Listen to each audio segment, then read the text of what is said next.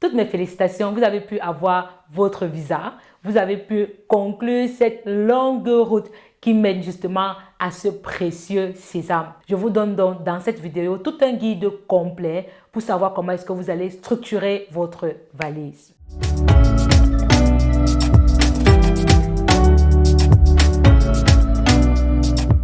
La première chose que vous devez considérer doit être vos anciens cahiers.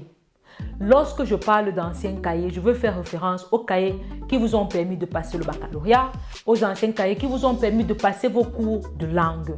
C'est très important et à la limite, c'est quelque chose dont vous ne pouvez pas vous passer. Pourquoi?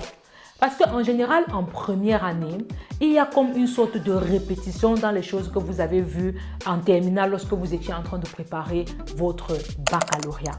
C'est aussi un support d'aide. Pourquoi? Parce que lorsqu'on arrive dans un pays avec une langue étrangère, il y a un temps pour pouvoir s'accommoder, il y a un temps pour pouvoir apprendre à comprendre aussi cette langue, malgré le fait qu'au pays, vous avez eu le temps d'étudier la langue. Laissez-moi vous dire que ce que vous avez étudié ce que vous avez étudié comme langue au pays, c'est juste une infime partie, ok? Parce que ici, vous aurez justement l'occasion de vous plonger et d'être dans le bain de la langue même en elle-même, comment est-ce qu'elle est parlée. Donc, une fois que vous avez quand même un support qui est dans votre langue d'origine, ok, vous pouvez donc vous en faire référence pour pouvoir donc écouter et avancer à l'école et être sur le pas comme tous les autres.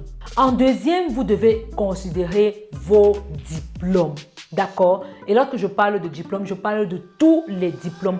Vous devez prendre des originaux de vos diplômes. À côté de cela, il faudrait en faire aussi plusieurs photocopies, d'accord? Parce que vous pouvez arriver sur le territoire et puis il y a certains nouveaux documents que vous devez faire et on vous demande l'original en fait de vos diplômes, ok? Donc le temps d'appeler ici là et de dire que ramenez-moi mon diplôme de baccalauréat, ramenez-moi mon diplôme de probatoire, de BEPC, ainsi de suite, que vous ayez déjà ça dans vos mains, ça vous permet d'éviter de perdre du temps et ça vous permet justement de ne pas rater des procédures importantes que vous devez avoir à faire ici. En troisième lieu, ce que vous devez prendre avec vous, c'est votre carnet de vaccination. J'insiste beaucoup sur ça. Il faut savoir que lorsque vous arrivez dans un territoire étranger, vous devez comprendre en fait comment est votre santé. D'accord? Vous devez prendre avec vous votre carnet de vaccination. Vous devez, au préalable, ce que je dis, c'est de vous mettre à jour avec vos vaccins. D'accord? Donc, si vous n'avez pas encore conclu des phases de vaccin, par exemple, le vaccin de l'hépatite, par exemple, le vaccin antitétanique, etc. Si vous ne l'avez pas encore conclu, une fois que vous arrivez sur le territoire, et ça, c'est un conseil que je donne à tous les étudiants qui arrivent en Italie, une fois que vous arrivez sur le territoire, et que vous avez avec vous votre carnet de vaccination, vous devez vous diriger directement à l'hygiène publique, l'hygiène publica, ok? Et vous devez y aller et faire enregistrer en fait les vaccins que vous avez déjà faits. Et si possible donc, leur demander aussi à eux quels sont les autres vaccins que vous devez faire pour compléter votre cycle vaccinal. C'est très important, surtout pour les étudiants qui pensent pouvoir faire carrière en fait dans les professions sanitaires. Donc, lorsque je parle de médecine, d'infirmerie, etc. Vous devez être à jour avec vos vaccins. Si vous avez une maladie particulière dont il en faut un suivi régulier, vous devez prendre avec vous vos ordonnances sanitaires, vos ordonnances médicales, d'accord?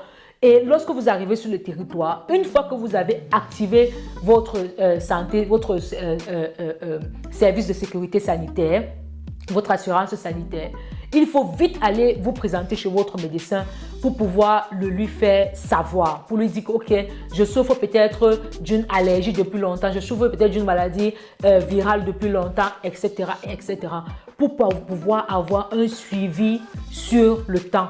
Parce que, croyez-moi, lorsque vous avez un œil bien regardant sur vos vaccins, Même l'hygiène publique, en fait, vous appelle pour pouvoir vous rappeler ou bien vous envoie des mails, vous communique pour vous dire que vous devez faire le rappel de tel vaccin, etc.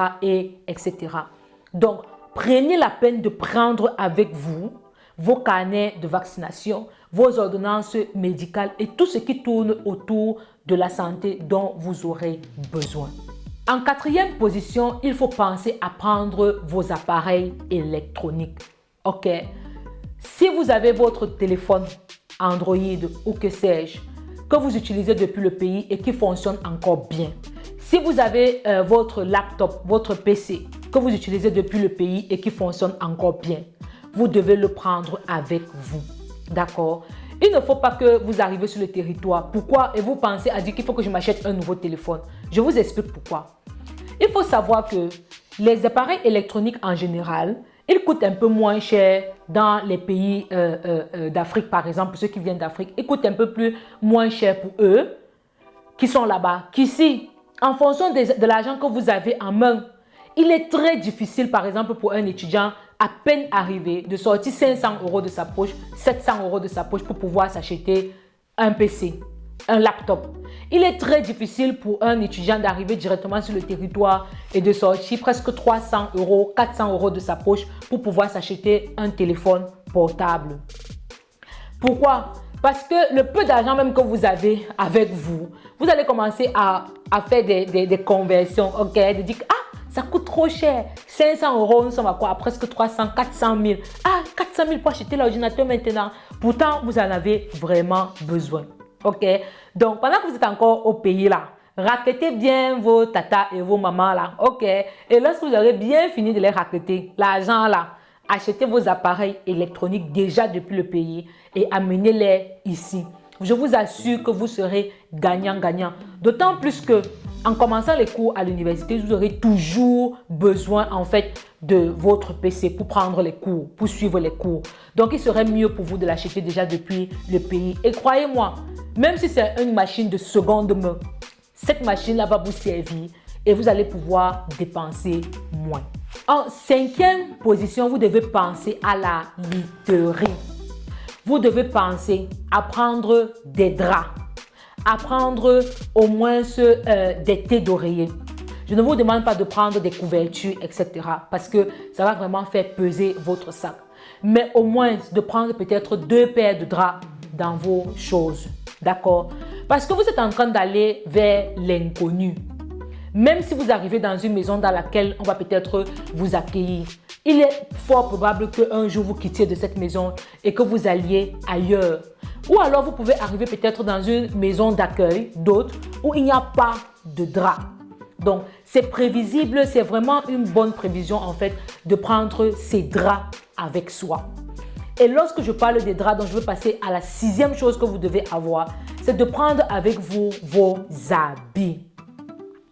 Eh bien, il faut savoir que tout ce qui est en Europe, on porte en général les jeans. Les jeans, en fait, ce sont les habits par excellence qu'on porte ici là. On les porte en hiver, on les porte en été, on les porte en automne, on les porte bref à tout moment. Les jeans au pays coûtent moins cher que les jeans qui coûtent en Europe. Je dirais même que peut-être qu'il y a même de plus bonne qualité en Afrique. Ok, ils coûtent un peu plus moins cher. Donc, pensez que si vous devez arriver en Italie ou bien en Europe et que vous devez directement acheter un pantalon jean qui coûte 30 €, 25 €, vous voyez que c'est vraiment cher.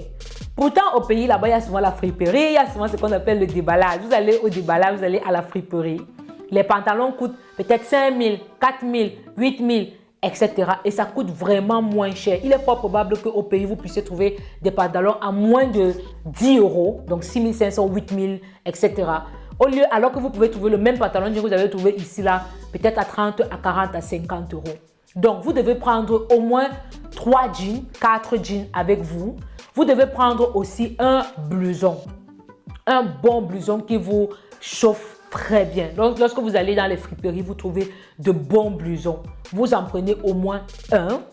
Vous devez prendre aussi des chaussettes. D'accord? Vous pouvez prendre 3 paires de chaussettes d'été, donc les chaussettes qui sont légères, et peut-être 3 grosses paires de chaussettes. Quand je parle de grosses paires, il faudrait vraiment qu'elles soient de laine. Dans la friperie, en général, vous les trouvez. Vous devez prendre les gants aussi. Ceci est valable même si vous arrivez en été. Vous devez déjà être en train de préparer l'hiver, ok? Donc, vous devez prendre des chaussettes qui sont un peu plus pesantes, même si elles sont en laine. Vous pouvez en prendre 2 ou 3. Vous devez prendre aussi des chapeaux, d'accord, qui vont bien vous couvrir. Parce que la première année, on est très sensible au froid. Très sensible. On quitte parfois d'un climat, pour ceux qui vont venir des climats très chauds, vous allez arriver ici, là, vous allez tomber directement dans des climats qui sont très froids. Et donc, c'est une adaptation, le corps a besoin de s'adapter. Et vous avez l'impression qu'il fait tellement froid que vous ne pouvez même pas mettre le bout de votre nez dehors. D'accord? Donc, vous pouvez en prendre. Vous devez prendre aussi avec vous des pantalons. Ok, des pantalons qui sont assez lourds. Donc, hormis les jeans, vous pouvez en prendre 2 ou 3. Vous devez prendre des tricots qui sont aussi légers. D'accord? Vous pouvez en prendre. Vous devez aussi prendre tout ce qui est sous-vêtements, donc tout ce qui est caleçon, soutien, etc. Pour les filles, pensez à prendre vos caleçons en coton et vos bons soutiens parce que les soutiens en Europe coûtent cher si vous voulez la bonne qualité. Pourtant, au pays là-bas, vous pouvez en trouver vraiment aussi de bonne qualité et à moindre coût. Tout ceci, c'est au moins pour que la première année, un an ou 1 an et demi, que vous puissiez être assez garanti quand même et de ne pas avoir trop à penser en fait aux choses qui, voilà, auxquelles vous ne pouvez pas encore prétendre parce que vous n'avez pas assez d'argent. Donc, il faut penser aussi à prendre des habits, mais pas en prendre en quantité vraiment bête en fait, en prendre en quantité raisonnable. Pensez aussi à prendre des chaussures. Vous pouvez prendre peut-être 2 paires de ballerines. Vous devez prendre les tennis. Les tennis. Surtout de très bons tennis. De préférence des tennis à l'intérieur qui sont doublés. D'accord? Parce que ça vous protège, ça va bien vous protéger aussi pendant la période de froid. D'accord? Donc, en gros, en ce qui concerne les habits, voilà ce que vous pouvez prendre. En 7e et en dernière position, vous devez avoir de l'argent sur vous. Je répète, vous devez avoir de l'argent sur vous. Parce que vous ne savez pas où est-ce que vous êtes en train d'aller. Je souris parce que je sais exactement de quoi est-ce que je suis en train de parler. Quand vous arrivez, vous aurez besoin d'argent pour commencer à vous acheter à manger. Même si vous habitez chez quelqu'un et que la personne vous a accueilli, il n'en demeure pas moins que vous puissiez vous aussi donner votre part de financement. C'est encore mieux de donner avant que la personne vous dise que non, vraiment, tiens ton argent et garde ton argent. Vous aurez besoin d'argent pour faire des photocopies. Vous aurez besoin d'argent pour pouvoir louer la maison. Vous aurez besoin d'argent pour pouvoir acheter des premières nécessités comme les marmites, les cuillères, etc. etc. Vous aurez besoin d'argent pour acheter votre trapunta, ce qu'on appelle la trapunta en fait, vos grosses couvertures quand l'hiver va commencer. Vous aurez besoin d'argent. Tout compte fait, vous aurez besoin d'argent. Et vous ne devez pas être que vous avez besoin d'argent et vous comptez sur les autres. Non, vous n'êtes pas venu ici pour compter sur les autres. Vous êtes venu ici pour compter sur vous-même d'abord et de compter d'abord sur ce que vous avez dans vos poches. Donc, vous devez avoir de l'argent sur vous. C'est important et c'est primordial. En plus de ceci, vous allez voir que je n'ai presque pas parlé en fait d'amener de la nourriture, etc. etc. Parce que moi, je pense que ce sont des choses de dernière minute auxquelles il faut penser. Personnellement, je ne pense pas que la nourriture du pays soit une chose primordiale et nécessaire pendant que vous êtes en train d'arranger votre sac. Pourquoi? Parce que toujours est-il que vous allez arriver ici et vous allez toujours voir une personne qui va au pays, qui peut toujours vous ramener quelque chose, ou bien vous pouvez acheter ça dans le marché africain ici, etc. et etc. Donc, la nourriture, oui, vous pouvez en prendre. Chez nous au Cameroun, je dirais aux Camerounais de prendre votre dollar, de prendre votre piment, de prendre votre haricot, vos arachides, etc. et etc. Mais cependant, personnellement, je ne retiens pas ça en fait comme des choses qui sont primordiales. Donc, ce sont les choses auxquelles vous devez penser en fait en dernière position. une fois que vous avez mis les choses les plus essentielles dans votre valise. Bien, nous sommes donc arrivés au thème de cette vidéo. Si elle vous a plu, n'oubliez pas de mettre un petit like et de venir en commentaire et de partager autour de vous. Ça a été un plaisir pour moi d'être en votre compagnie et on se voit donc à la prochaine pour une nouvelle vidéo. Allez, ciao la